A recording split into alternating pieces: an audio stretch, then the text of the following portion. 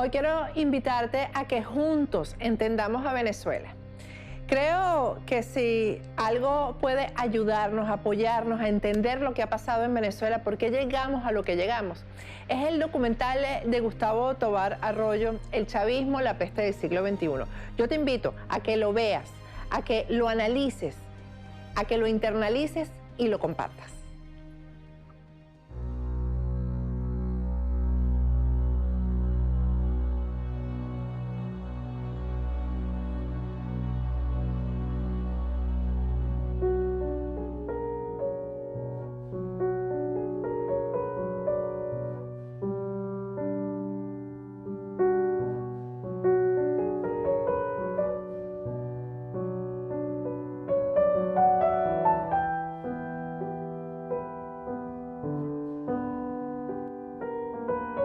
Desde los orígenes de la civilización, el peor enemigo del hombre ha sido el hombre. No se ha conocido epidemia o catástrofe natural que haya causado tanta ruina y muerte como la que nos hemos causado los hombres a nosotros mismos. Las guerras, las tiranías y las dictaduras son las cicatrices humanas más vergonzosas de la historia de la civilización. Venezuela, el país más rico de América Latina, vive una desconcertante transformación política y social a partir de 1992. Un carismático caudillo militar fue el protagonista de este tiempo. Yo dificulto que hoy en verdad haya en Venezuela una persona que se acueste con hambre. Nos hemos dejado entrampar en caracterizar a los sistemas políticos por lo que dice el caudillo. No debe haber pobreza en Venezuela. Y para ello yo sigo comprometiendo mi vida. Nunca he visto un país que colapse completamente. Colapse desde el punto de vista económico, colapse desde el punto de vista social, colapse desde el punto de vista político, colapse en las instituciones. Tenemos que llegar a cero miseria, a cero pobreza en los próximos años. No es fácil. Es haber arrasado a uno de los países más ricos del mundo. Los indicadores de salud. Bueno, vean ustedes los cambios, pues esto es lo nuevo. Esto es lo nuevo. Se coloca a Venezuela en el país con más inseguridad, con más homicidios, con más inflación. Somos la primera potencia petrolera de este mundo. Tenemos la reserva de petróleo más grande. En Venezuela hay petróleo para 200 años. El chavismo yo creo que es una colección fantástica de todos los errores de política económica que se han cometido en la historia. La economía debe ser enfocada con un objetivo central: satisfacer las necesidades de la sociedad, como queramos llamarlo. Por una política que ha enconado profundamente al país, dividiéndolo de una manera prácticamente suicida. El socialismo es el único camino a la paz perdurable, a la justicia social. Por eso la revolución nuestra, hay que recordarlo, pacífica, pero armada. No se equivoquen, burgueses. Mire lo que significó el chavismo para Venezuela. Una verdadera tragedia. Un país que ha perdido su democracia. El que quiera ver una democracia pujante, sólida, madura, venga a Venezuela, venga nada más. Yo creo que él nunca ocultó lo que él quería hacer. Yo creo que Chávez llegó con un proyecto de poder, nunca con un proyecto de país. Fuimos las víctimas de una peste ideológica que nos pisoteó, que incendió la piel de nuestro pueblo, que calcinó y enmudeció a nuestra Venezuela.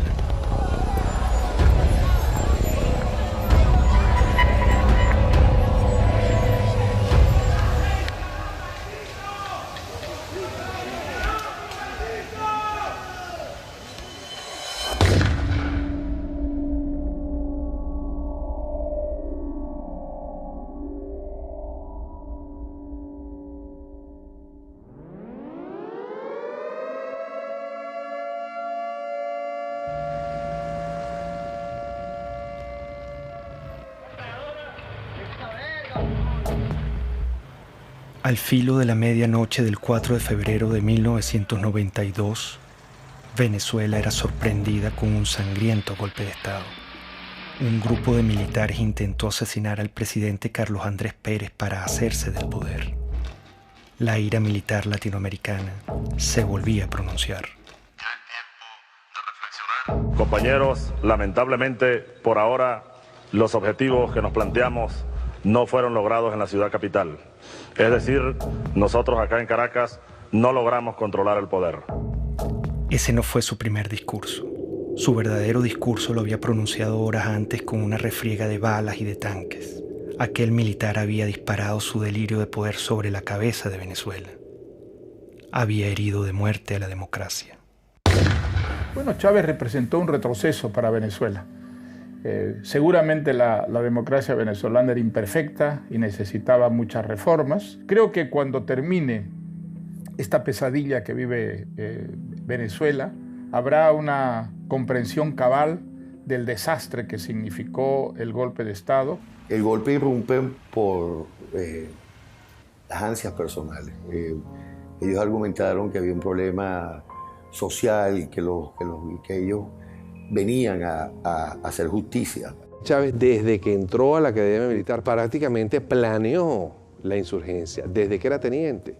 Y siendo teniente coronel, que había planificado eso durante por lo menos 15 años, usó su cátedra en la escuela militar para preparar e infiltrar. Eso fue un plan armado durante muchísimos años. Yo lo conocí a las 5 de la mañana del 4 de febrero del 92, que ingresé al Palacio de Miraflores con el presidente Carlos Andrés Pérez y vi que todavía estaban limpiando la sangre en el piso de la entrada de la oficina del oficial que Chávez mandó a matar a Carlos Andrés Pérez. Atacaron con bazucas para tratar de matar a la esposa del presidente de Venezuela, a sus hijas y a sus nietos. Si él hubiera triunfado en el golpe, hubiera fusilado a Carlos Andrés Pérez y hubiera fusilado a su familia.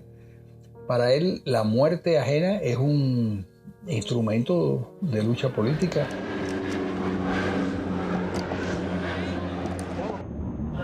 Este es un boletín extraordinario de El Observador. Ustedes pueden observar en este momento cuando uno de los aviones Bronco intenta lanzar cohetes al... Exactamente en este momento está cayendo uno de los cohetes cerca del Palacio. En estos momentos, señores, ustedes pueden observar cómo acaba de caer un cohete cerca del Palacio de Miraflores. Parece que una de las partes del Palacio de Miraflores sí sufrió bastantes daños, uno de los muros. Yo fui días después del 4 de febrero a Miraflores, vi todas las balas en todos lados. Y después me tocó ser ministro durante el 27 de noviembre, donde vi los asesinatos en el Canal 8, el set de crímenes que cometieron también ahí. Era el regreso del golpismo a Venezuela, era el regreso del militarismo, que tanto daño nos han hecho, tanto el golpismo como el militarismo. Hugo Chávez, como tantos otros tiranos, asaltaba la historia dando 2 golpes de Estado. Centenares de venezolanos asesinados, la mayoría de ellos con disparos en la cabeza, marcaban el principio de una era. Lo volaron. Rafael Caldera fue uno de los fundadores de la democracia en Venezuela. Fue presidente y senador vitalicio. Al día siguiente del golpe de Estado, su enemistad con Carlos Andrés Pérez y su propia soberbia lo hacían justificar la matanza.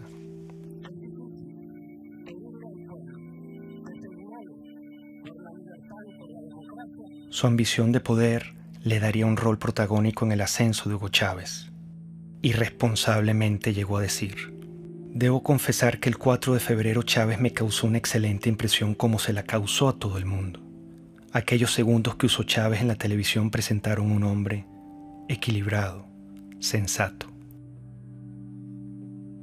Lo cierto es que Hugo Chávez acababa de asesinar a centenares de venezolanos.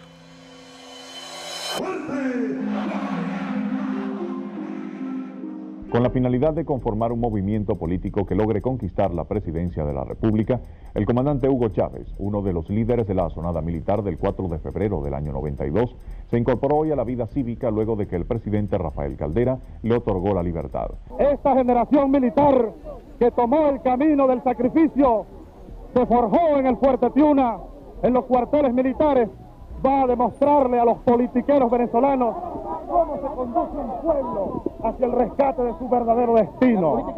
Le dieron un sobreseimiento a los golpistas y ni un solo venezolano le levantó su voz. Eso es un indicador de que no sabíamos lo que era la democracia. Las democracias se defienden con uñas y dientes. El movimiento bolivariano revolucionario 200 va a la calle, a la carga, a tomar el poder político en Venezuela.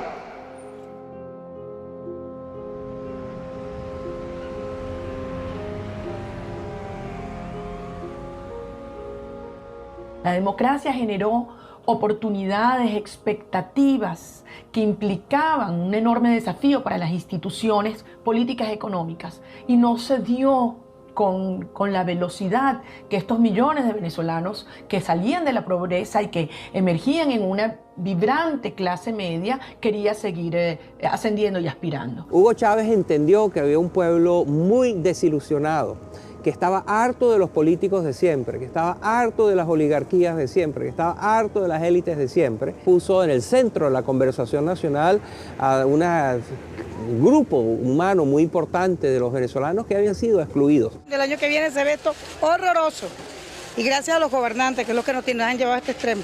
Bueno, yo creo que será más caro todo, porque imagínense cómo está la situación, todo será peor.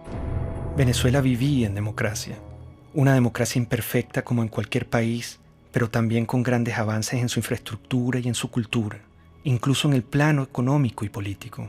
El problema que sacudía a Venezuela era de otra índole. El problema era moral.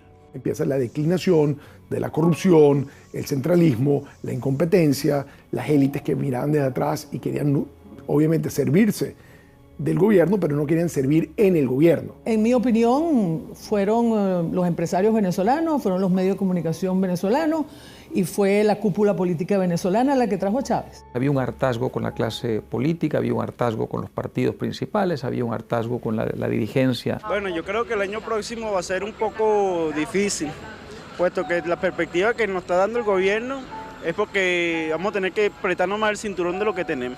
Venezuela padeció momentos críticos de corrupción en el pasado. Quedó una tierra fértil para que llegara un Mesías. Chávez se logró comunicarse directamente con el pueblo venezolano. Chávez es el hombre que realmente nos va a ayudar a llevar la democracia como tiene que ser. Que es el hombre que estamos esperando para que transforme nuestra patria. Las grandes causas que traen a Chávez son las mismas que en todos estos regímenes, y es que la democracia, que siempre, en casi todos los casos, tiene una presencia previa. La República del Weimar precede a Hitler, el presidencialismo italiano precede a Mussolini.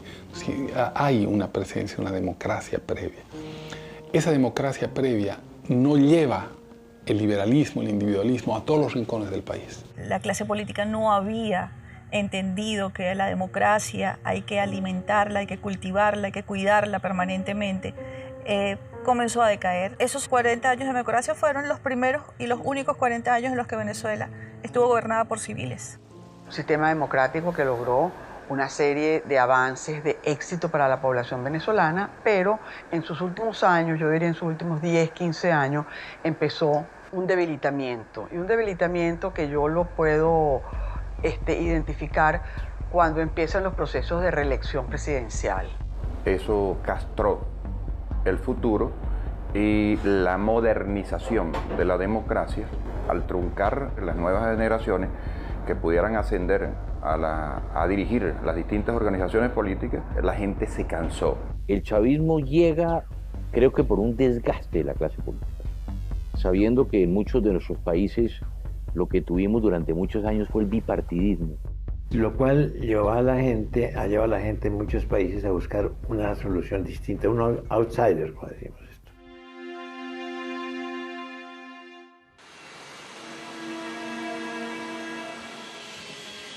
Hugo Chávez apenas salía de la cárcel viajó sospechosamente a La Habana, Cuba. Fue recibido con honores de jefe de Estado por Fidel Castro. Ahora, nuestro homenajeado de esta noche, el comandante Hugo Chávez. Cuba es un bastión de la dignidad latinoamericana y como tal hay que verla y como tal hay que seguirla y como tal hay que alimentarla. Y lo hizo.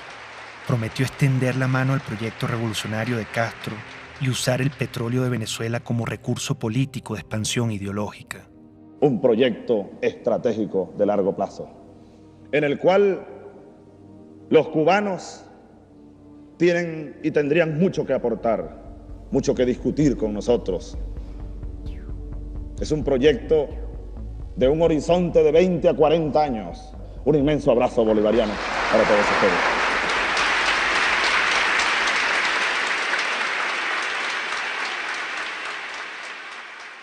Veinte años más tarde, todo estaba claro. Ese era el Chávez que no quisimos ver ni escuchar. Hugo Chávez es una creación de Castro en un país que tiene el momento adecuado. Ya lo había intentado antes con la guerrilla, penetrar con la guerrilla, y va fracasando en muchos modelos.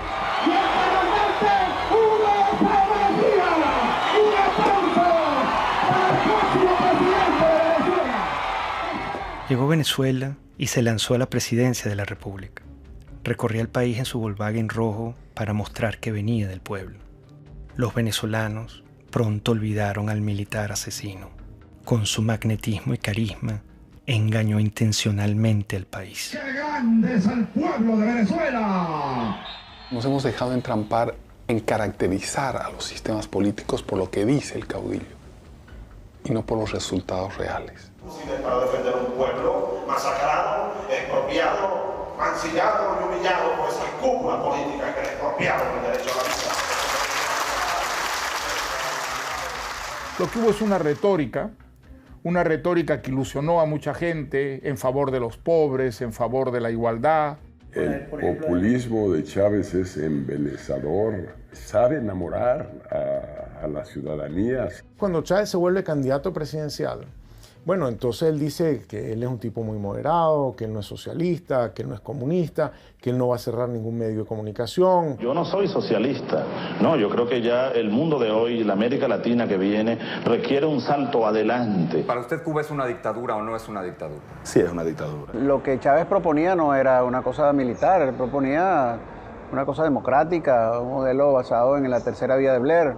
Aquí hay un modelo de transición de 5 líneas. Yo te la dejo y espero pues las críticas y los aportes. Pero esa no es la tercera vía, esa es la vía venezolana. Pero la referencia de tercera vía es porque estamos buscando una economía humanista y un sistema político que sea democrático verdaderamente, que atienda al ser humano, Granier, que sea humanista, decimos. El presidente Carlos Andrés Pérez, a quien Chávez paradójicamente intentó asesinar en su golpe de Estado, advirtió la calamidad que se avecinaba. ¿Cuál es la tragedia que usted avisora si gana Chávez? Bueno, una dictadura. Y nosotros sabemos lo que es una dictadura. Aquí no hay ley, aquí no habrá derecho de expresión, aquí las cárceles se abrirán para quienes no estén de acuerdo con ese gobierno, no se le permitirá a nadie disentir, y todos los problemas que hoy vemos y que queremos acabar, los problemas de corrupción, los problemas del Poder Judicial, todos se harán más graves aún. Hugo Chávez Frías, 2.794.062 votos, 56.23%. Excelente, excelente, porque es la recuperación de los valores, es la recuperación de la dignidad también de la patria. Bueno, feliz, contento por el triunfo de nuestro comandante para que mejore nuestro país. Todo se ha consumado. Chávez. El militar traidor y asesino llegó al poder. ¿Cómo lo permitimos? ¿Estábamos tan mal como sociedad? ¿Qué nos pasó?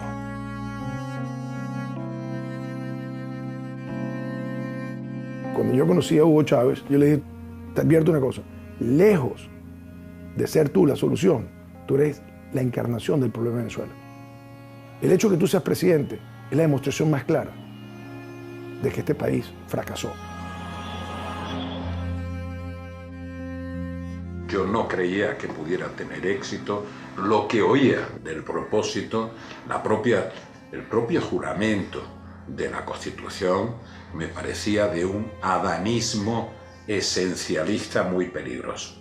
Te juro sobre esta moribunda Constitución, impulsaré las transformaciones democráticas necesarias para que la República Nueva tenga una carta magna adecuada a los nuevos tiempos. Lo juro. Yo he sido siempre reformista.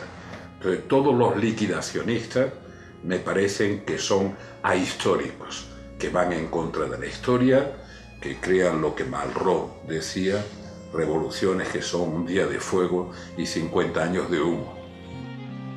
Chávez se encuentra con una nación rota, malherida y rabiosa, presa fácil para un caudillo populista. Yo creo que Chávez era un personaje muy simple, cuando yo le conocí. Simple en sus planteamientos políticos, que no tenía claros. Quería un cambio en Venezuela, pero no sabía exactamente muy bien hacia dónde. Chávez, el líder o el payaso o el cómico o el político, saca de la tumba a ese Drácula que causó tantas millones de muertes y tanta pérdida de valor en el siglo pasado, y lo desentierra y lo pone a caminar precisamente en nuestra América Latina y destroza Venezuela. En México se dice que no hay pillo que no sea simpático, ¿no? Y yo creo que Chávez es una perfecta descripción de eso. Por lo menos era muy simpático. No quiero abundar en la parte del pillo. Siempre lo que quiero y mis palabras es la ley.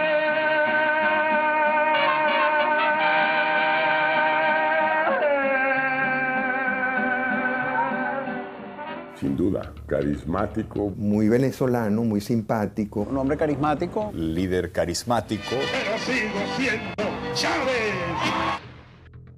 Es que los hombres carismáticos son muy peligrosos. Los hombres carismáticos han sido los grandes dictadores del mundo. La gente se conecta emocionalmente, no racionalmente, con ese personaje. Había en él atributos que ayudaron a hacer de él una figura populista muy lograda. Evidentemente había una capacidad oratoria o retórica, pero con un poder de seducción muy notable. Había en él también una lectura intuitiva, no creo que intelectual, pero sí intuitiva, de un amplio sector de la sociedad venezolana. Eso es muy importante en un caudillo. El idiota. Nosotros fuimos tan ingenuos, casi podría decir entre paréntesis tan idiotas, que pensamos que ya se había desaparecido ese personaje en los años 90. El idiota con toda su mitología, con todo lo que... Resulta que el idiota reapareció enterito, exactamente con todos los dogmas.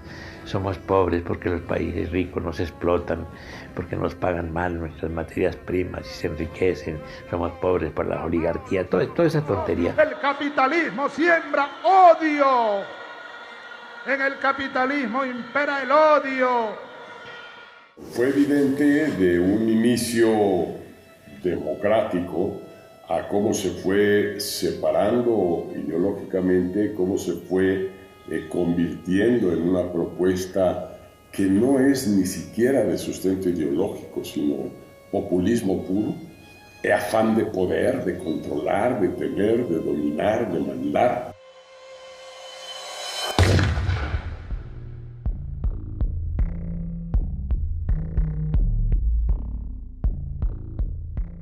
Menos mal que surgió en su momento y a tiempo la Revolución China.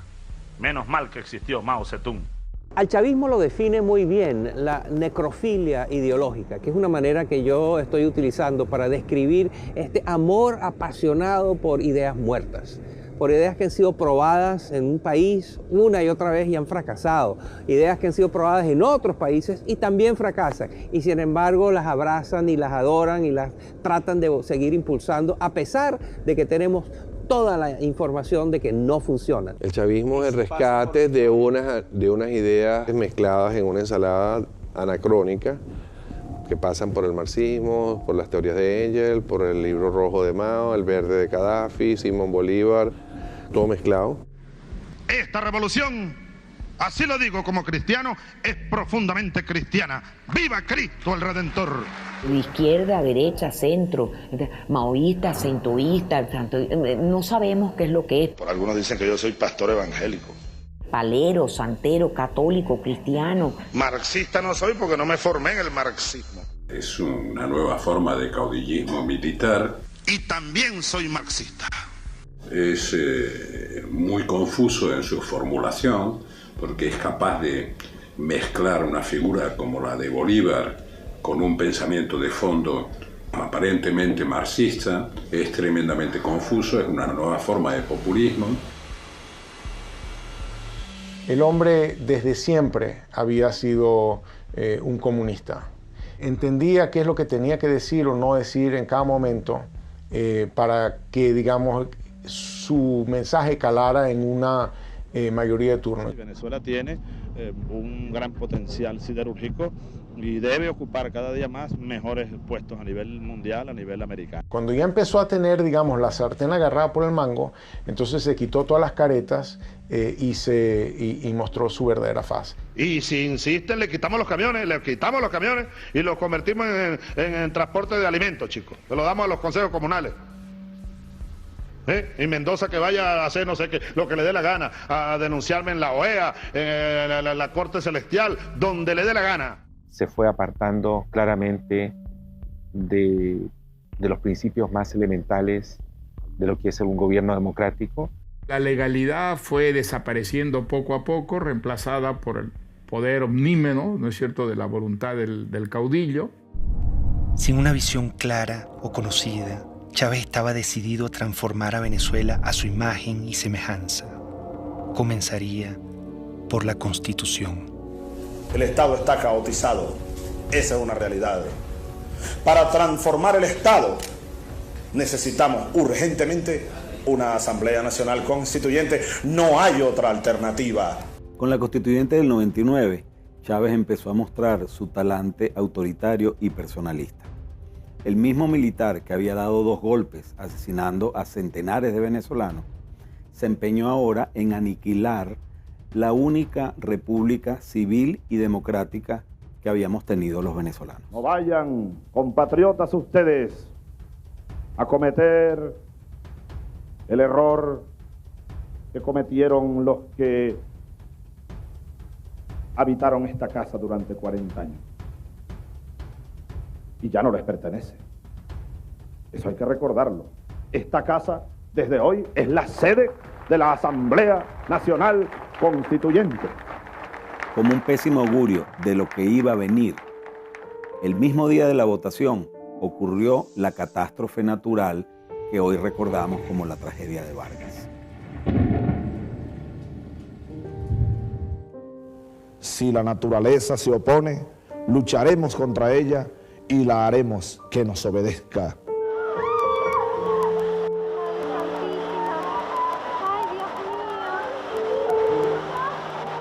Ha nacido la República Bolivariana de Venezuela. Quiso Dios hoy que una tragedia enlutara a la nación venezolana precisamente en el día de su renacimiento. Qué cosas, ¿no?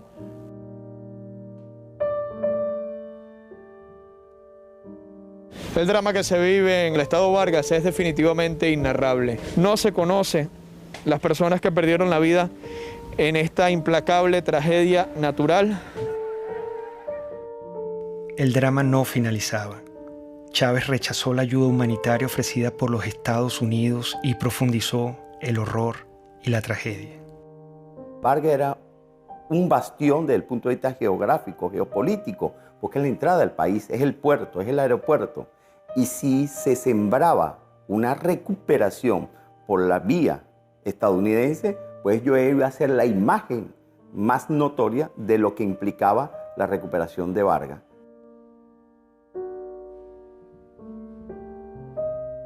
Realmente Fidel Castro influyó totalmente en las decisiones que tomó Chávez con respecto al deslave. Chávez no podía concebir en ningún caso nada que contradijera lo que ya se encaminaba del proyecto con Fidel. Con la tragedia de Vargas, Chávez mostró su desprecio por el venezolano y su único interés, el poder. Renombraría a Venezuela, reescribiría la historia, cambiaría la hora y la forma del escudo nacional y le impondría una nueva estrella a la bandera. Todo era una nube ideológica. Su mentor lo guiaba. Castro es la persona determinante en la revolución de Chávez. Castro vio que Chávez le daba al castrismo y a Cuba la gran oportunidad soñada. Es decir, lo que no logró el castrismo mandando a Che Guevara a invadir y a conquistar militarmente Venezuela, la idea histórica que siempre ha tenido el castrismo de que Venezuela debía ser un territorio dominado por el castrismo, en todo caso como fuente de suministro de petróleo, fundamentalmente y como punto de expansión para sus políticas en América, Sergio Chávez.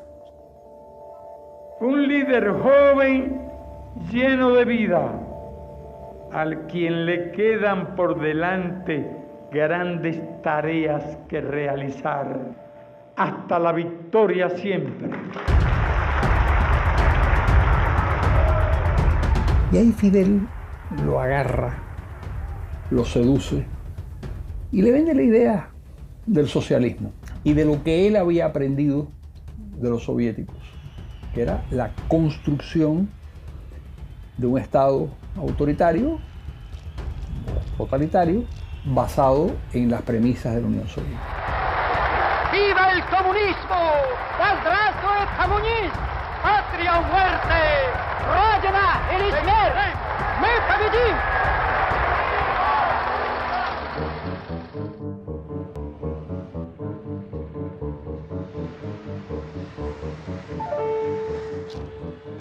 Venezuela se vestía de verde oliva. Se convertía en un cuartel. Revolución socialista, vaya General Canelones, patria socialista o muerte. ¡Venceremos! La figura de teniente coronel es, digamos, la primera vez que tiene autonomía para comandar tropa. Por eso se le dice el comandante. Es netamente de una misión de tropa, de dirigir tropa, de ordenar a la tropa y de llevar a la batalla militar a la tropa. Los movimientos totalitarios de izquierda se meten en tu cuarto. No puedes ir a comprar lo que te da la gana, no puedes educar a tu hijo como tú quieras, no puedes viajar, no puedes tener tus documentos, no te permite tomar ninguna decisión libremente. Él dijo, la revolución es pacífica pero no pendeja, porque los tanques, los aviones, los fusiles y los cañones de las Fuerzas Armadas están al servicio de la revolución. Porque de ahora en adelante tendremos generales, almirantes, oficiales y tropas revolucionarios, antiimperialistas, socialistas y chavistas, para que les duela más. Yo era presidente de PDVSA, hablé con él sobre el tema y le dije, caramba, presidente, mire, me preocupa mucho lo que usted dijo, porque las Fuerzas Armadas no están al servicio de ninguna parcialidad política.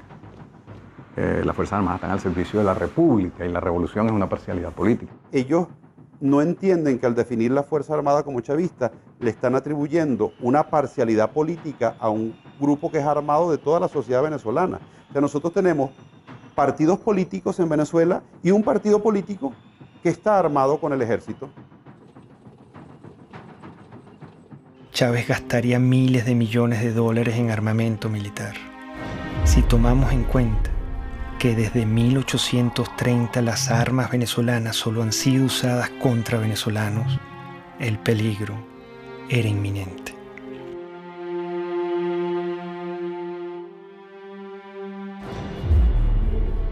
El precio del petróleo, cerca de $100 el barril. Desde nuestro punto de vista es un precio justo. Ya a los 7 meses, 8 meses de Chávez, el petróleo sube y ese es el gran factor que utiliza él para poder irradiar su revolución. Un barril de petróleo que pasa de $8 a $150 y que permitió entonces comprar todas las complicidades dentro y fuera del país. Estos irresponsables, porque fueron unas personas sin ningún control, empezaron a utilizar ese dinero para adquirir poder político internacional y poder político nacional, lograron una combinación en la cual de una u otra manera tenían al pueblo contento. Con la subida de los precios del petróleo, la primera institución comprada o más bien secuestrada sería el sistema electoral, acción encubierta y determinante para consolidar su poder. Nosotros todos los rectores del Consejo Nacional Electoral estamos constitucionalmente en la obligación de defender a la institución. La primera jugada maestra fue en el sistema electoral. Pusieron al frente del Consejo Electoral a Jorge Rodríguez, un psiquiatra experto en manipulación de masas y en manipulación de la verdad. A partir de entonces, nunca más en Venezuela hubo una elección libre y transparente como se conoce en las democracias del mundo entero. Un gobierno que llegó al poder también por las urnas, con elecciones, y luego también siguió celebrando algunas elecciones, se hizo reelegir, pero donde evidentemente existía un control y una concentración de poder muy fuerte. Chávez y el chavismo y todo el poder cubano ya desde el principio empiezan a construir el fraude. Consejo Nacional Electoral de Venezuela niega la posibilidad de realizar un reconteo de votos. La presidenta del organismo, Tibisay Lucena, anunció que escrutar las papeletas sería regresar al sistema electoral manual del pasado. Primero reclamamos que Tibisay Lucena vaya presa porque hizo fraude. El fraude fue genial. La forma como lo armaron fue genial. Y la razón por la que era imposible detectar era porque el fraude no fue hecho generalizado, sino puntual. Cada mesa tenía una forma de hacer el fraude en esa mesa. Uno no puede esperar nada de un régimen que lo controla todo y poner tus esperanzas en lo electoral.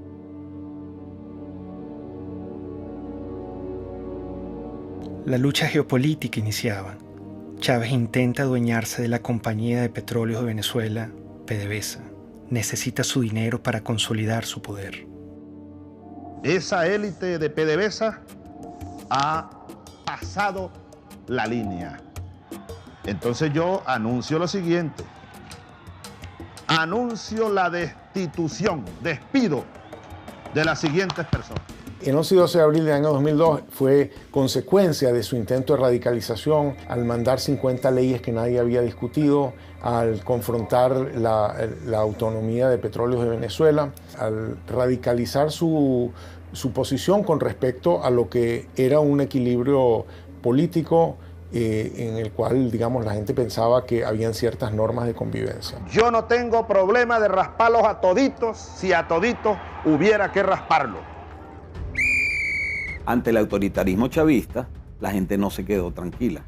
El 11 de abril, Chávez había pretendido tomar control arbitrariamente de PDVSA para concretar su proyecto hegemónico latinoamericano. Frente a esto, millones de venezolanos salieron a las calles a protestar como nunca antes se había visto en la historia de Venezuela. Que prosigamos pacíficamente nuestra marcha a solicitar la renuncia del presidente de la República. El canal 2 se llama, como todos sabemos, Radio Caracas Televisión. El canal 4 se llama Venevisión. Y el canal 10 se llama Televen. Esos tres canales están en este momento fuera del aire. ¿Hasta cuándo? No sé.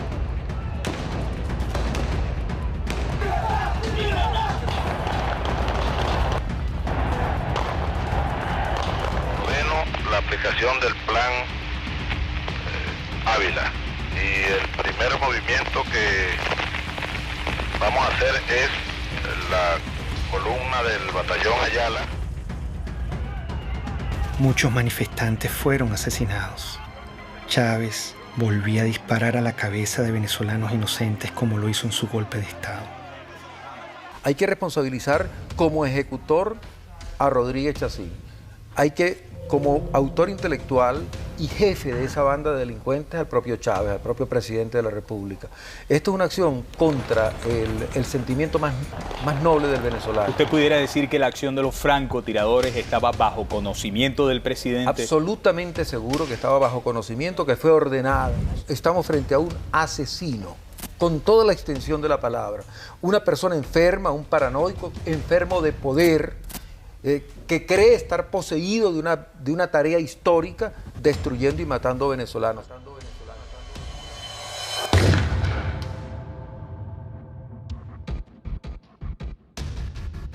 La certeza de que el país estaba encaminado hacia los peores pasos posibles me llegó el 11 de abril de 2002, porque era un país en el que el odio, el resentimiento y la violencia se habían enseñoreado ya, y se habían enseñoreado desde el poder contra la ciudadanía.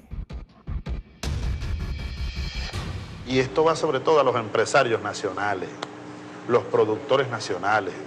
Algunos andan metiéndoles miedo que si yo les voy a quitar la tierra que tienen, las vaquitas que tienen, no les vamos a quitar nada, les vamos a dar. En Venezuela murió el productor agropecuario Franklin Brito, quien se encontraba en huelga de hambre por defender sus tierras en el estado de Bolívar. En todo momento el Estado venezolano utilizó todo el poder del gobierno para torturar a mi papá, para mantenerlo preso en un hospital militar. Mi papá ya iba a cumplir 9 meses en un hospital militar contra su voluntad. Chávez inicia un circo de expropiaciones y asaltos a la propiedad privada. En aquella casita que está allá vivió Bolívar recién casado. Esa casita que se ve ahí con 2 balcones. Y ahí lo que están en unos negocios, exprópiese. Él expropia y no produce y además quiebra a los que están produciendo. Si tratan de parar la producción, les expropio todas las plantas de procesamiento de arroz. Se las expropio, no tengo problema. No crean que les voy a pagar con dinero contante insonante. Si Chávez sobrevolaba en helicóptero una zona agrícola y Chávez se asomaba a la ventana y decía, ¿de quién son esas tierras que están ahí? Están bien buenas esas tierras. Bueno, al día siguiente esas tierras estaban expropiadas. Entonces ahora yo les digo, yo estoy interesado en comprar y vamos a nacionalizar el Banco de Venezuela. Empieza a hacerse el estado de la banca, de seguros, de industrias, sobre todo industrias de alimentos. Las va destruyendo y deja al pueblo de Venezuela sin comida, con el cuento de que el empresario es un hereje, que no tiene virtudes. O sea, vuelve a un discurso muy antiguo, maniqueo, de buenos y malos. Que están explotando a la clase media sobre todo, porque ellos, los privados, casi no construyen viviendas para el pueblo. No, ellos siempre hacen es viviendas de alto costo para la clase media y la exprimen a la clase media, la exprimen. Cuando yo veo que Hugo Chávez Frías dice que comenzaría el proceso de expropiación, ya lo habían hecho con algunas empresas, y que había que atacar a la empresa privada, y dije, ay, ¿qué es esto? Cambió el rumbo totalmente, pero el Hugo Chávez del 2000, del 98, ese no era el Hugo Chávez Frías, y ahí están todos millones de venezolanos, creímos en una esperanza. Esa esperanza se sepultó porque yo lo viví en carne propia. El daño económico que se le ha causado a la sociedad venezolana, que podría ser hoy día uno de los países más prósperos del mundo, después de haber tenido el boom de los precios del petróleo. Y sin embargo es un país que está arruinado, con un crecimiento negativo gigantesco, con desabastecimiento, con pobreza, con angustia, con desesperanza. Frente al atropello, una mujer lo encaró. Por favor. ¿Cómo puede usted hablar de que respeta al sector privado en Venezuela cuando se ha dedicado a expropiar, que es robar? Este es el momento de darle respuestas al país, a las más de 180.000 madres y mujeres que en estos 13 años han perdido a sus hijos, a sus esposos, a sus padres, y a los cuales no se les ha hecho justicia. Esto es lo que Yo hablé desde el fondo de mi alma, del corazón, del estómago. Yo estaba hablando por eso, por las más de 100.000 mujeres que han perdido un ser querido y que nunca le han ni siquiera pedido perdón o dado el pésame, de las amas de casa que ya se peleaban por un litro de leche. Es lo peor que ha pasado porque antes uno no estaba así. Uno tiene que hacer cola para comprar pañales, para comprar leche, para comprar comida.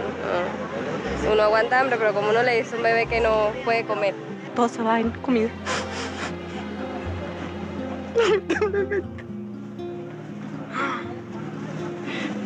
Estamos pasando trabajo.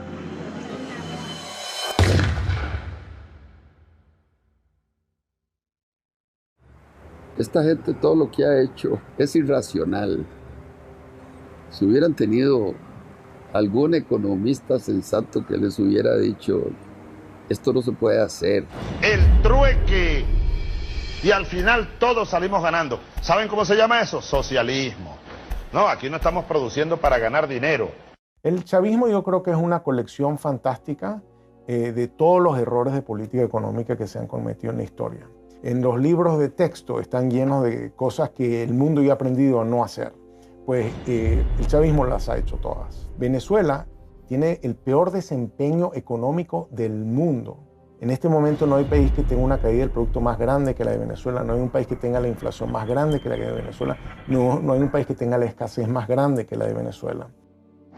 Bueno, la situación económica no está bien.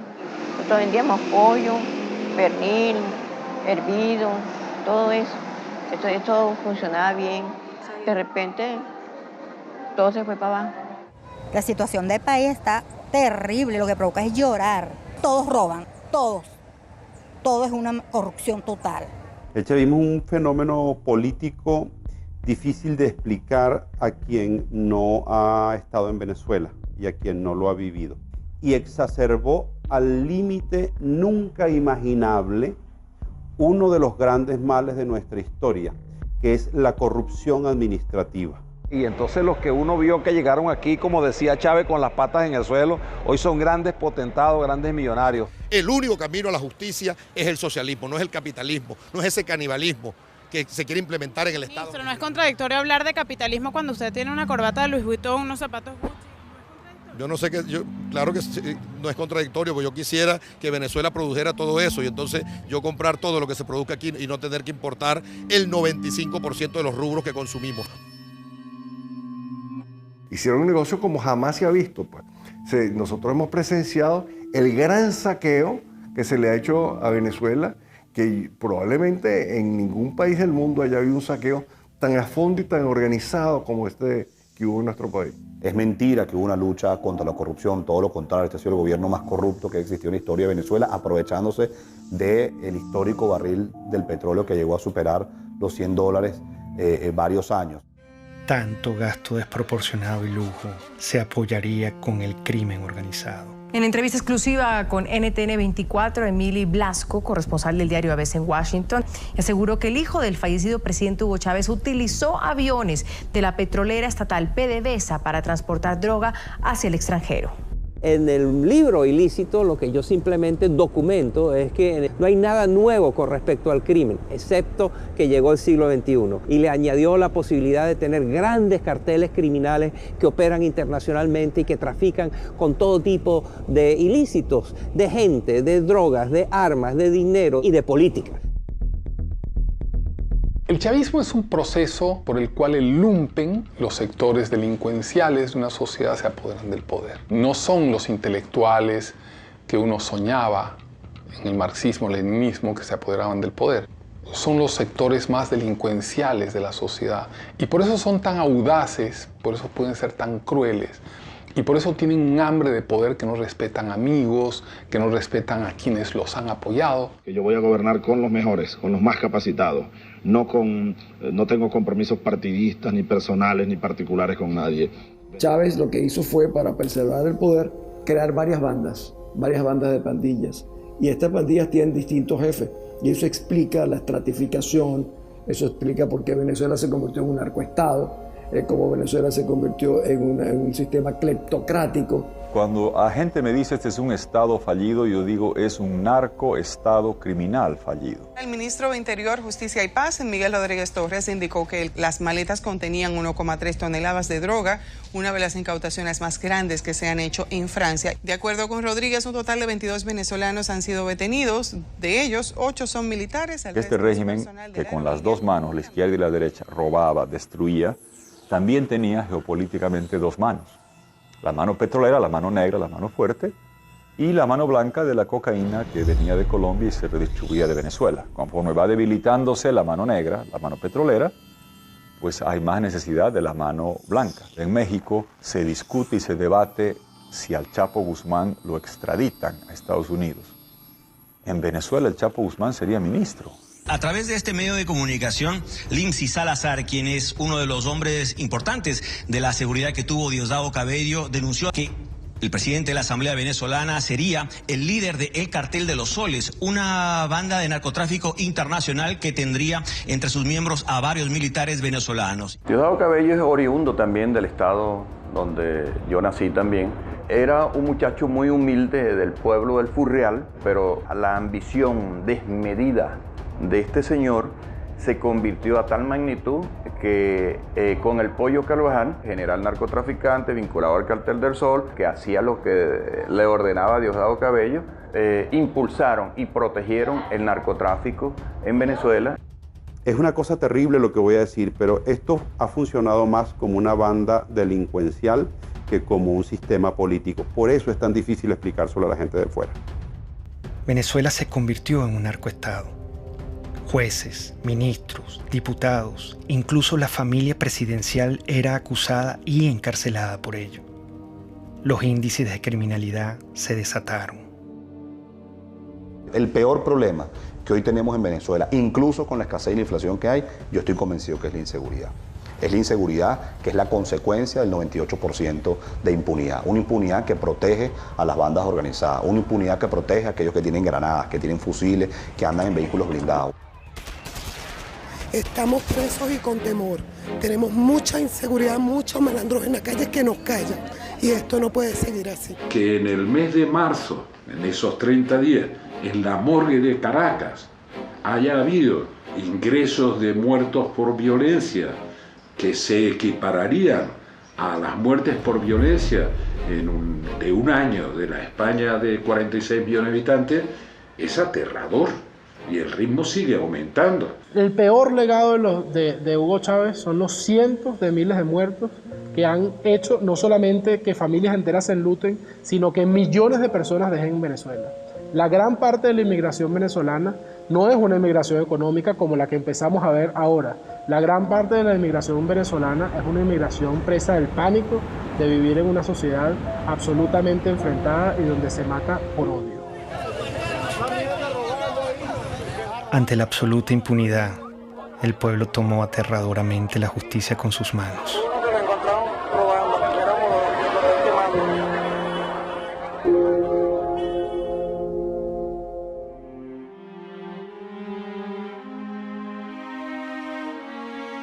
En la lógica totalitaria no existen argumentos, existen posiciones e intereses. Está la revolución y lo que le conviene a la revolución, y están los enemigos de la revolución y lo que le conviene a los enemigos de la revolución. Y si tú dices algo, nunca te contestan una idea. Porque hay informes de que estuvo en la Horchila. En claro, la de la Horchila. Tú estás repitiendo basura. Tú lo que estás aquí es repitiendo basura. Eso no es cierto. Tú por tu boca estás repitiendo basura. No, yo le estoy preguntando. Pero está bien. Mi labor es preguntar. Está bien, pero estás recogiendo la basura. Estás recogiendo el basurero, el estiércolero. Siempre te hablan de ti, de tu posición, de tus intereses, pero no de la idea. Yo creo que sin lugar a dudas la violencia que se vive en Venezuela, de todo tipo, es también producto del discurso. Para que no sean ridículos, ¿vale? Es un tarado, es un imbécil, no sabe ni hablar. Es un fascista. Y este bandido lo tiene con su plata. Se concentró en una forma de hacer política abiertamente polarizante, generando la división entre los buenos y los malos. ¡Y jalabola de los yanquis! ¡El candidato jalabola! Métodos horripilantes, degradación verbal, violencia. ¡Yanquis de mierda! ¡Váyanse al carajo 100 veces! Cuando tú ves que te nombran escuálido en televisión nacional, te insultan, le insultan a las personas que piensan diferente, indudablemente está coaccionando a las Fuerzas Armadas a sentirlo como enemigo. Y el enemigo, dentro de la mentalidad militar, hay que destruirlo, hay que aniquilarlo. Chávez empezó a ser amigo o a presentarse como amigo de aquellos violadores a los derechos humanos como eran Gaddafi, que inclusive fue invitado a Venezuela y le dieron honores. El caso de Omar al-Bashir, quien por cierto al día de hoy todavía tiene una orden de captura por crímenes de lesa humanidad. Incluso Mugabe también fue, digámoslo así por lo menos lo presentó como amigo de Chávez. Entonces de alguna manera Chávez trató de incorporarse y crear su grupo, digamos, de socios violadores de los derechos humanos para hacerse ver como víctimas de lo que son los gobiernos tradicionales. En América Latina también tenía sus aliados. Las fuerzas del comunismo, del terrorismo y del narcotráfico lo postularon como su líder continental. Poco después de su charla privada con los directores de varios medios de comunicación, el ministro de Defensa hizo una corta intervención en la que dio por cierta las pruebas sobre la presencia de guerrilleros en Venezuela.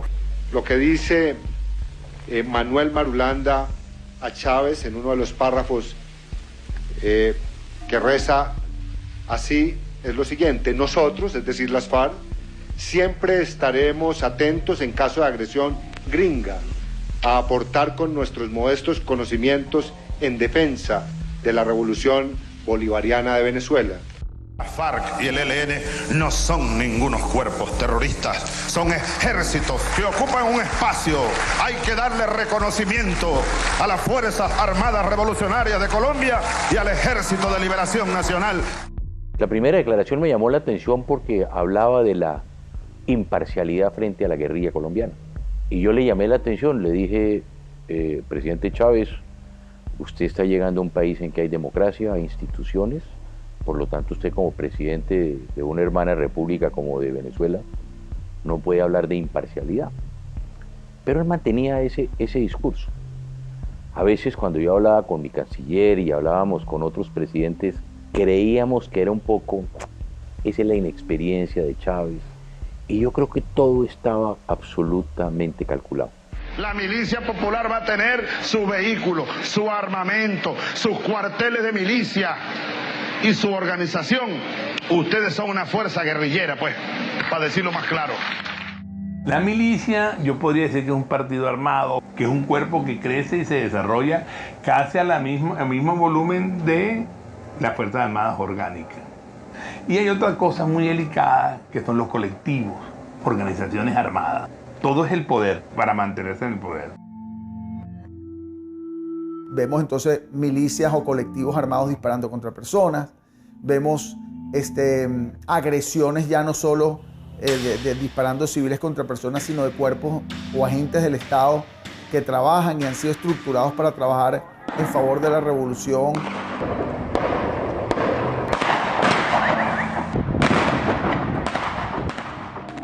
Se dispuso controlar hasta la última conciencia.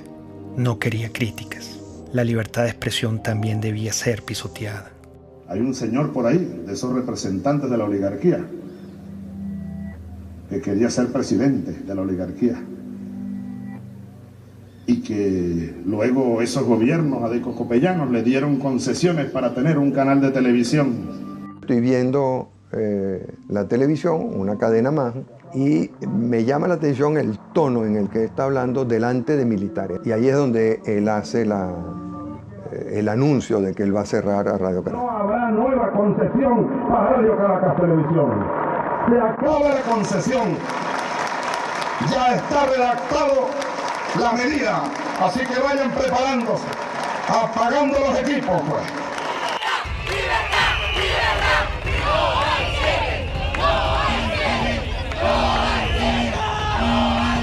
La idea no es el cierre de los canales de comunicación, es más apertura, la fuerza de las ideas y el apoyo a la democracia del pluralismo. Pero no nos van a cerrar la conciencia y nos van a cerrar el corazón. El presidente Hugo Chávez ratificó que este domingo a medianoche sacará del aire a la cadena Radio Caracas Televisión, una medida criticada internacionalmente como un acto de censura. La única forma en que la concesión no termine es que el domingo 27 a medianoche Hugo Chávez no sea presidente de Venezuela. En el fondo era querer controlar los medios de comunicación, que eso fue lo que lo llevó a diseñar esta cosa de la hegemonía comunicacional y ir cerrando la libertad de expresión hasta que queda un pequeño espacio. Y una vez leí que los jóvenes hacen política desde la indignación, ¿no? Yo creo que lo que nos motivó en el 2007 fue la indignación.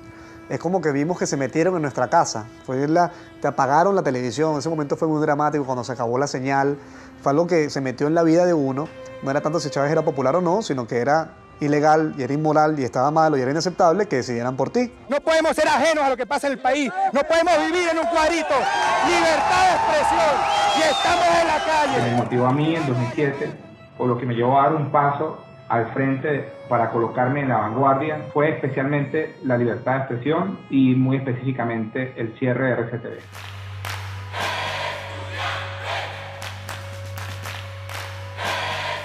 El movimiento estudiantil del año 2007 es el hecho social más importante de los últimos 50 años. Esto es un movimiento que surge en defensa de la libertad, de la dignidad, de los derechos humanos. Y lo que ellos están diciéndole al país y a Chávez, en cierta forma, es: no, señor, tú eres mi pasado, no me gusta este presente y voy a pelear por un mejor futuro. Soñamos con un país donde podamos ser tomados en cuenta sin tener que estar uniformados. Eso fue un punto de quiebre, porque los estudiantes salimos de las aulas a la calle. Estar en la calle si fuera necesario, pero el pueblo tiene que salir, pero el pueblo tiene que acompañarnos, pero la gente en esos barrios de Caracas, oprimida, pobres y sin posibilidades, tienen que salir a pelear por su futuro. Somos unos jóvenes que apenas con 21, 22, 20 años de edad salimos con nuestras manos blancas de manera creativa, irreverente, con mucho espíritu desafiante en las calles, pero siempre de manera no violenta. Y le demostramos al mundo, y hoy lo podemos ver en perspectiva, que la reserva más importante que tiene Venezuela era la reserva moral de los estudiantes. Ese movimiento estudiantil logró generar pasión, esperanza, energía, fe en la gente que sí se podía. Pese al surgimiento del movimiento estudiantil, Chávez siguió su proyecto hegemónico. Decidió transformar la Constitución para poder eternizarse en el poder y convertir a Venezuela en un comunismo a la cubana. Hugo Chávez en el año 2007 lanzó una reforma constitucional que no planteaba sino la destrucción del Estado liberal venezolano. Aceptamos el reto electoral, organizar a millones de venezolanos, defender esos votos y ganar. La única forma que ese día, que la noche del 2 de diciembre, no estuviéramos dispuestos a respetar, a hacer respetar la voluntad popular, era que nos matara. Por eso el gobierno se echó para atrás y no se robó la elección del 2007. La opción del no, 4.504.354 con un 50.70%.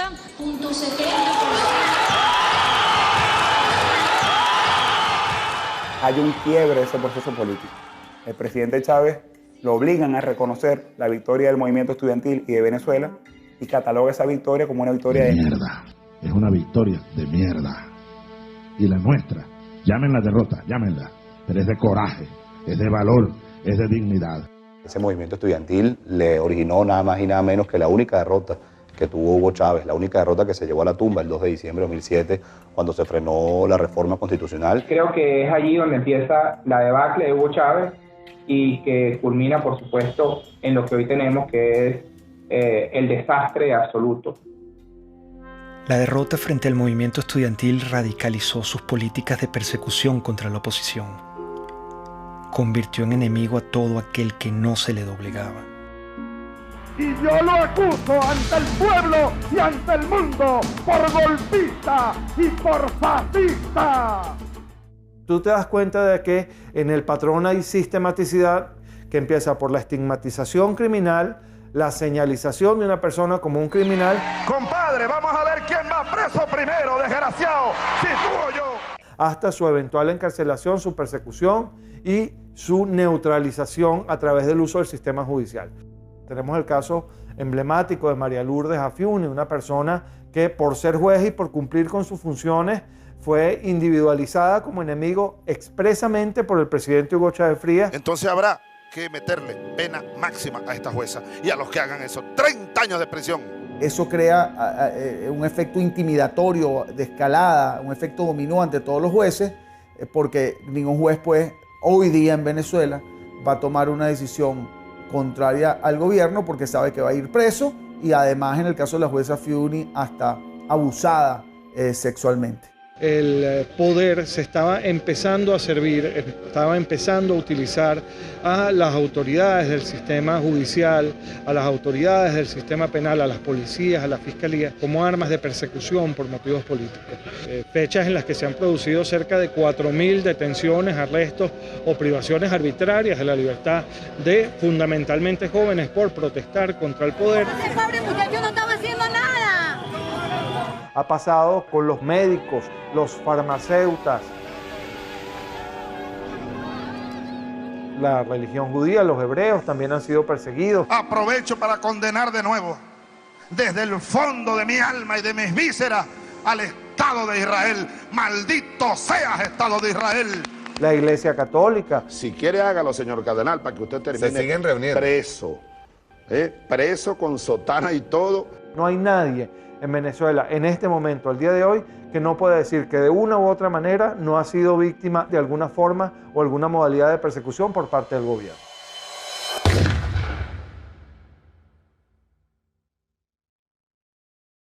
Yo los acuso de contrarrevolucionarios y hay que barrerlos del mapa político venezolano. A mí me acusaban de todo lo que le acusaban. Pueden acusar a una persona contra el gobierno: conspiración, asociación para delinquir, terrorismo, financiamiento al terrorismo. Tú estás allí simple y llanamente porque piensas diferente. Simple porque te conviertes en una amenaza. Y al convertirte en una amenaza eres su enemigo. Y al convertirse en su enemigo te tienen que aniquilar, bien sea moralmente o hasta físicamente. Esta lucha, hermanas y hermanos, es por todo el pueblo de Venezuela, que hoy está sufriendo cola, está sufriendo escasez. Los jóvenes no tienen empleo, no tienen futuro por un modelo equivocado. Leopoldo es un servidor público que ama lo que hace, que es servir a la gente. Hoy está encerrado precisamente por eso, porque es bueno. Este gobierno lo que ha hecho es perseguir y dividir a los buenos. Persiguen lo que funciona, dañan lo que funciona, lo que es el verdadero venezolano. Primera autoridad civil es Antonio Ledesma en Caracas. Y se presenten 120 y tantos hombres que el modo como se llevan a Antonio Ledesma es para hacer una película. El ejercicio del terror como mecanismo de poder. ¿Por qué está Leopoldo López preso? ¿Por qué está preso Antonio Ledesma? ¿Por qué? Porque el mensaje que transmite la revolución es muy claro. El líder político que ordene una movilización de calle, no importa lo que sea, va preso. Que la comunidad internacional se pronuncia diciendo que eso es inconstitucional, que viola los derechos humanos. Está bien, ¿cuál es el problema? Esa es parte de la receta de Fidel. Si te tienes que quedar aislado, te quedas aislado. ¿Cuál es el problema? Doy la orden de una vez, señor ministro de Defensa, ministro de Interior y los jefes de la policía. Me le echan gas del bueno y me lo meten preso.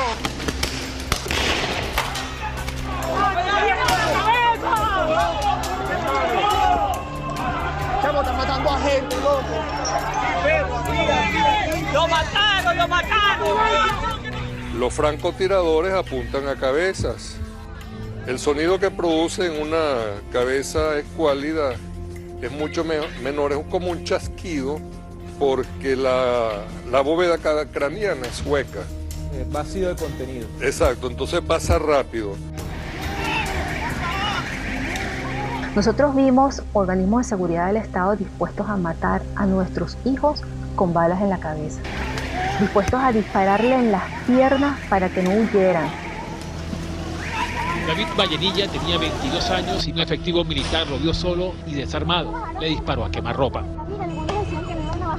David cae al suelo y recibe una segunda descarga. Como puede, se levanta y da unos pasos, los últimos de su vida. Su cuerpo fue despedido con las letras del himno nacional, cantado por sus compañeros cuando era trasladado a la morgue.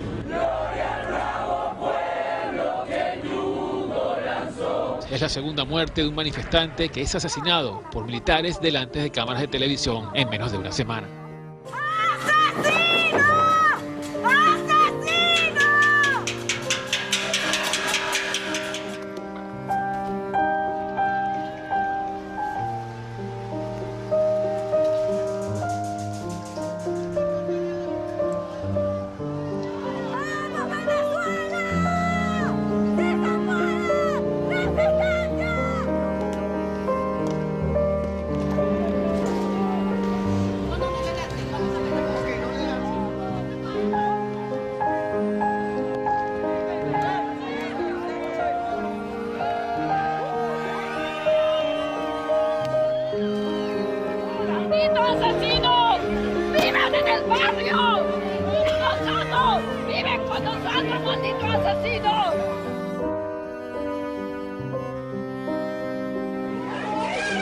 de batalla. Así lució la sede del Palacio Federal Legislativo tras el asalto de grupos... En la conmemoración de nuestra independencia, intentaron asesinarnos.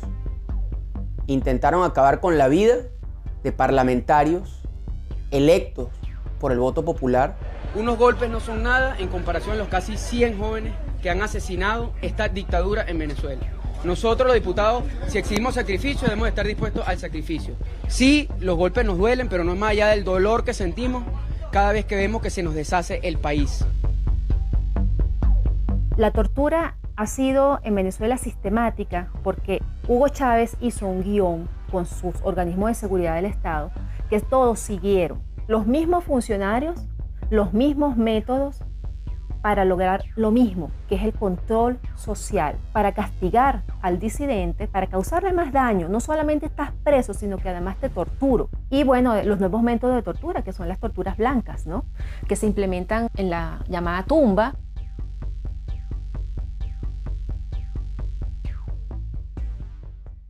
Sí fui torturado. Sí fui torturado en un lugar que te roba tu identidad. En un lugar donde tú sientes que estás muerto en vida. Donde el frío te hiela hasta los huesos. Donde tú ves una pared blanca 24 horas al día. Donde la luz está encendida y no te permite dormir correctamente. Donde el silencio impera. Donde te sientes sin esperanza. Donde la comida te llega fría, que tienes que comer con las manos. Donde tus gritos nadie lo escucha. Donde tu dolor nadie lo siente. Es estar enterrado vivo, Gustavo. Independientemente de los precios del petróleo, el gobierno garantiza al pueblo venezolano todos los recursos necesarios para lo que resta del año y continuar impulsando el desarrollo integral, el desarrollo económico. Terminado ese superciclo de precios, se acabó el socialismo del siglo XXI. Es decir, esa ilusión de que la gente puede vivir de unos buenos burócratas y que esos buenos burócratas, repartiendo eficazmente los panes entre la sociedad, nos iban a hacer felices a todos. Pónganme el precio del petróleo, pónganmelo a cero y Venezuela no entra en crisis. Pónganmelo a cero. El precio de los commodities vino abajo y el petróleo caro y el gas caro dejó de ser el gran padrino de las dictaduras de izquierda de América Latina. La crueldad daba para más. Privaban de alimento y medicina a la población para someterla y controlarla. El chavismo es como para ellos. Si fuera para uno, todos tuviéramos comida. Yo le apuesto que esa gente toda tiene comida en su casa, porque estamos pasando hambre. Hay demasiada escasez de comida. Para mantenerse en el poder, el elemento táctico es la pobreza como instrumento de dominación política. O sea, mientras tú te mantengas en un estado de pobreza, te domino. Yo te convierto en una persona sin recursos, pero con esperanza. Todos los días nos engañan. El pollo para nosotros. ¿Cuándo compramos? El martes tenemos hambre. El pueblo tiene hambre. El primer problema para los más desfavorecidos es saber si, estando desde las 5 de la mañana en una cola, van a encontrar algo. Por tanto, es alimentación básica, medicamentos inmediatamente necesarios para la enfermedad de cualquier familiar. Es fuerte, pues es fuerte. Sobre todo eso lo de la comida. A veces me toca salir por ahí, en casa, y un plato de comida para mi hijo. A veces, muchas veces mío se te cuesta sin comer. A veces para medianoche, mamá mía, no tengo nada que darle. Que es una política, sin la menor duda, dirigida a reducir a una parte de la población a una situación de crisis humanitaria extraordinaria, que es el tema de la falta de alimentos, medicinas, equipos, etcétera, que podemos analizar. Largas colas y humillación marcaban al pueblo para que pudiera acceder a migajas de comida. Estamos cansados, chamo, de hacer cola, estamos cansados de esta mariquera todos los días. Los viejos, los jóvenes, mira los bebés en pijama, ¿qué es esa vaina? En Venezuela se han importado alimentos para alimentar a 3 países del tamaño de nuestro país. A la canciller Rodríguez, que es una mentirosa, que le damos comida a 3 naciones. Si no hay comida para Venezuela, ¿cómo le vamos a dar a 3 naciones? Si un venezolano va a una farmacia hoy, 90% de escasez en medicamentos para la atención, 99% de escasez para medicamentos neurológicos para el Parkinson y las convulsiones, 70% de escasez en analgésicos y antipiréticos, 80% de escasez en antibióticos. Yo como médico jamás he visto una biopsia que diga usted tiene cáncer de derecha, usted tiene cáncer de izquierda. Son enfermedades a las cuales hay que darle atención, a las cuales el Estado está en obligación de atender y hoy lamentablemente no lo está haciendo, no está sucediendo. El problema de la salud venezolana no fue de plata, plata hubo. Se robaron todos los dólares y la gente se muere porque no hay medicinas y se muere porque no hay comida. ¿Dónde está eso? Se lo robaron. Es la impotencia de ver cómo la gente a mi alrededor se está muriendo por hambre, por falta de medicina, por oxígeno en un hospital. 18 años que un régimen, porque esto no lo puedo llamar yo gobierno, destrozó el país. Se olvidó del pueblo y se olvidó que ese pueblo los puso en el poder y se olvidó que ese pueblo tiene necesidades.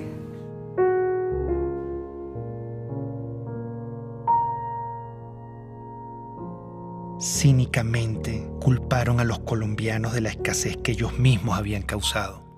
No cesa el número de colombianos deportados por parte de las autoridades venezolanas. Ya son 283 que han llegado aquí a la frontera colombo-venezolana en la Guajira colombiana. Es inimaginable lo que sucedió, es que estábamos viendo el Holocausto. Cuando marcaban las casas, que era una casa que estaba revisada, o la R o la D, la R revisada, y de R y D revisada y demolerla, eso no se había vivido en América Latina. Y ver esos rasgos hoy en día, la persecución en esa semana, ver a los colombianos saliendo de Venezuela, era tanto igual o peor que ver a los de Siria o ver a los de Grecia en sus barcas o traspasando fronteras en Europa para buscar migrar hacia otros países. Cosas que nunca habían sucedido. Había un niño enfermo y el papá rogándole que lo dejara llevar al hospital y no lo dejaban y todo por ser colombianos. Yo no creo que eso sea justo, que nos hayan sacado de allá así como unos perros, porque así fue como nos sacaron. No importa que andemos desnudos, no importa que no tengamos ni para comer. Aquí se trata de salvar la revolución. Las reformas que introdujo el comandante Chávez retrocedieron a Venezuela gradualmente hacia una dictadura en la que la libertad sufrió un terrible menoscabo. Con el chavismo, la libertad quedó despedazada. Todos los derechos humanos sin excepción fueron irrespetados y violados. El comandante ordenaba. Para retirarnos de inmediato de la tristemente célebre Comisión Interamericana de Derechos Humanos. Ya basta. ¿Hasta cuándo nosotros vamos a estar con esa espada de Damocles? A lot of dictatorships are very similar, and basically what you need in a dictatorship is to keep the very small number of people happy. That means that you're keeping a lot of people unhappy. Milosevic was very committed to destroy educated urban middle class in Serbia because he felt the real threat to his regime comes from these people. I was living in a country which was prosperous once. I ended up seeing people standing in the lines for bread, seeing parents desperate but because they can't keep the medicine or, the food for their own kids. You see the stores in Venezuela now, they remind me painfully of my childhood. I have an impression of the government that doesn't really care about the people. It's super happy being in their little corrupted circle. And they don't even look at the street. They live in some kind of the parallel world. El chavismo intentó plagar con su ideología al mundo. Una bacteria ideológica se inoculó en Latinoamérica y poco a poco fue creciendo hasta que se desarrolló en una peste. Es la peste del siglo XXI. Es una enfermedad muy peligrosa porque es una enfermedad que ha cundido, yo te diría, hasta los huesos a un grupo importante de la población que no va a desaparecer conquistando una relación, yo diría, en muchos casos parasitaria, de gobiernos, algunos caribeños, otros de Sudamérica y Centroamérica. En muchos casos en España de Podemos. Podemos es una amenaza real para la democracia. Estamos hablando de personas chavistas comunistas que quieren acabar con el sistema democrático. Ser demócrata es expropiar, aunque os duela. ¿Qué es lo que haría un gobernante decente? Expropiar. A los bancos que están acabando viviendas les expropiaría y las pondría en alquiler social. Recordemos que la influencia económica de Venezuela, por ejemplo, cómo logró comprar conciencias, comprar voluntades, comprar adhesiones usando los petrodólares. Algo de eso hubo en Chile, pero afortunadamente no logró penetrar a la sociedad chilena. La sociedad chilena tiene muy claro que Venezuela es una tragedia. El que es chavista, no es que es like, o la mitad sí, la mitad no. Si eres chavista, chico, eres chavista, ¿vale? Si estás con Chávez, estás con Chávez. Si no estás contra Chávez. El chavismo se ve a sí mismo como la consagración de la salvación de Venezuela, como la segunda independencia. El chavismo se percibe así. Llegó, llegó y es para siempre. Chávez ya no soy yo. Chávez es un pueblo. Chávez somos millones. Tú también eres Chávez, mujer venezolana. Tú también eres Chávez, joven venezolano. Tú también eres Chávez, niño venezolano. Tú también eres Chávez, soldado venezolano. El caudillo es igual al partido, es igual al país, es igual a la historia, es igual al futuro. Entonces, él constituye las instituciones, la historia, la moral. Y en ese proceso de concentrar todo, es un tipo que no da ningún beneficio al país. La pregunta es cómo es posible que un país tan rico como Venezuela haya caído en la situación que ha caído como consecuencia del chavismo. Pero también la pregunta podría ser muchas otras. ¿Cómo es posible que la Alemania, que era la gran nación avanzada en la literatura, en las ciencias, en la cultura, en la música, cayera en manos de una banda criminal que llevó al mundo a una guerra terrible y fue autora de un genocidio, los nazis, espantoso? Chávez empezó a convertirse en un traidor a la identidad venezolana. Empezó a cubanizar a Venezuela y empezó a introducir conceptos políticos que no forman parte de nuestra cultura. Yo creo que ese fue el gran error de Hugo Chávez. Creo que en la cima del poder se perdió y en la cima del poder adquirió unas ideas completamente desvinculadas con la sociedad. Comenzó, por tanto, y de inmediato, otra serie de estudios especiales que confirmaron la existencia de un tumor abscesado con presencia de células cancerígenas. Hugo Chávez pidió al pueblo venezolano respaldar al actual vicepresidente Nicolás Maduro en caso de una ausencia total que lleve a la nación a convocar unas nuevas elecciones presidenciales. El mandatario aseguró que Maduro es el hombre que puede continuar con el llamado socialismo del siglo XXI.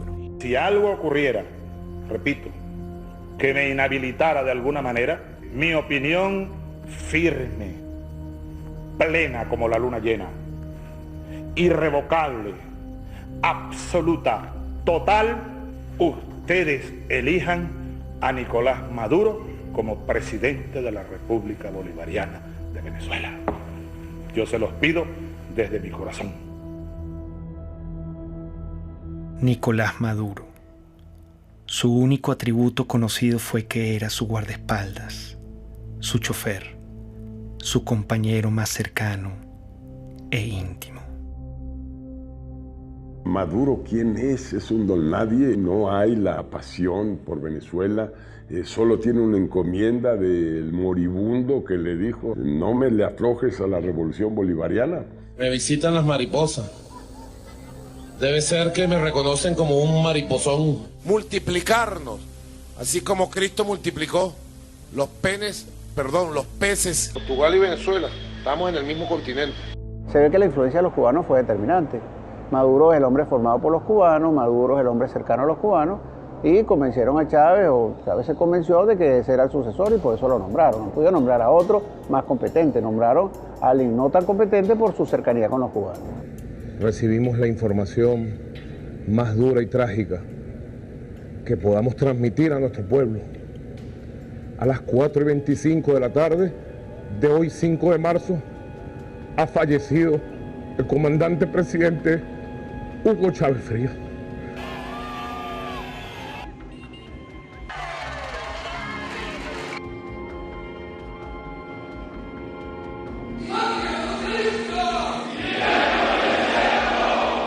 Vaya en paz. Aquí nosotros seguiremos su misión.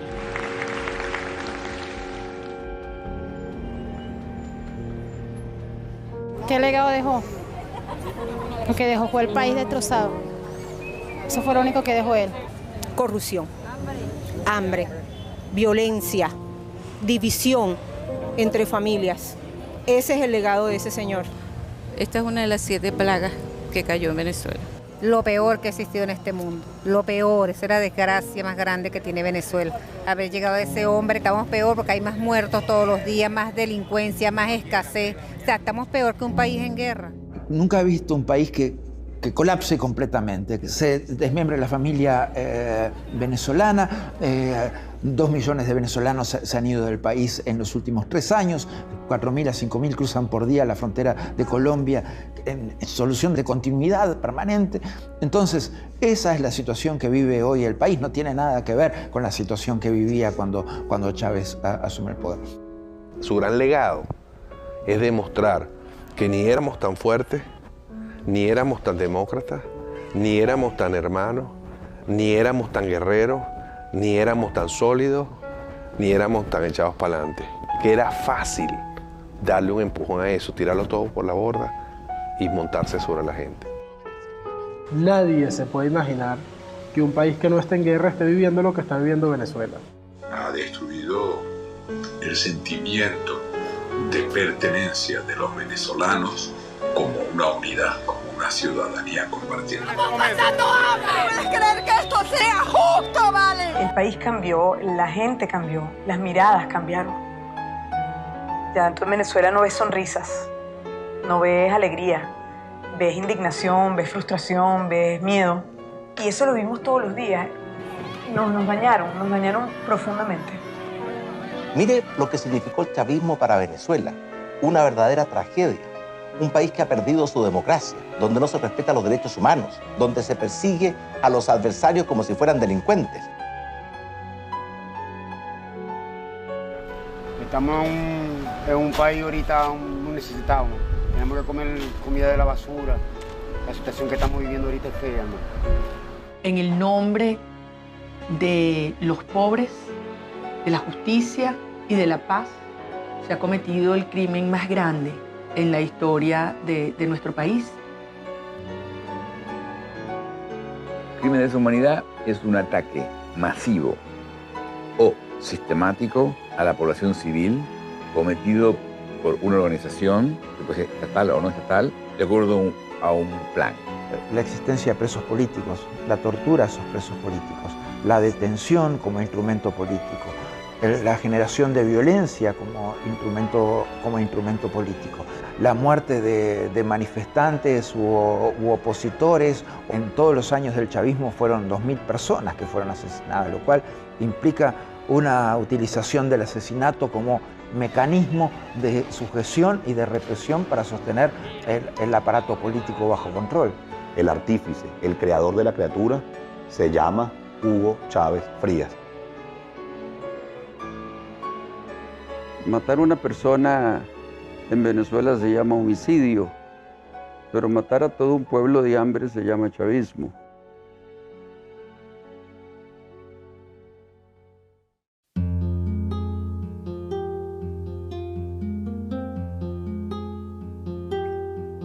La única forma de inmunidad que existe contra la peste chavista es la conciencia. Mientras nuestro aliento sea capaz de empañar una lámina de vidrio, tendremos fuerzas suficientes para luchar por la libertad.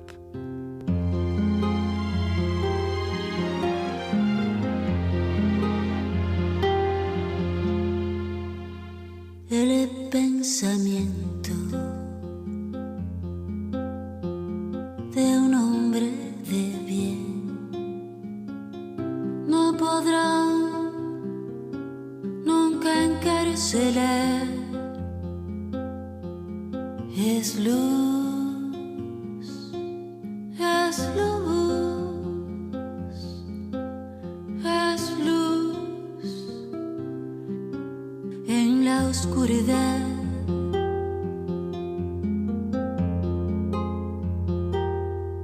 Dijo el poeta en su pesar que el destino es la libertad. Bala en el pecho,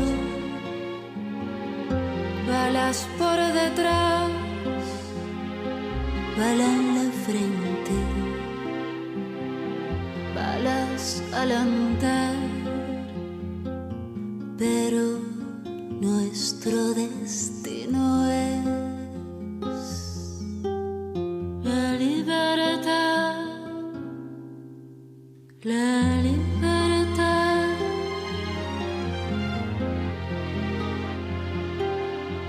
Todos los sueños de un hombre de bien no podrán nunca encarcelar. Son luz, son luz, son luz en la oscuridad. El poder tiene miedo de caer, pero caerá.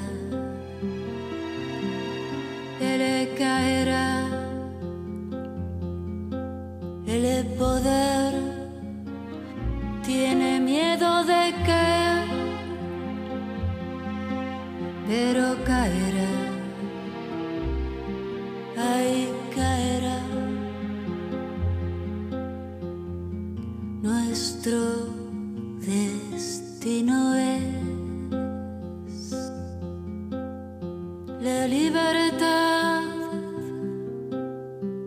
la libertad. Luz, es luz, es luz en la oscuridad. Nuestro destino.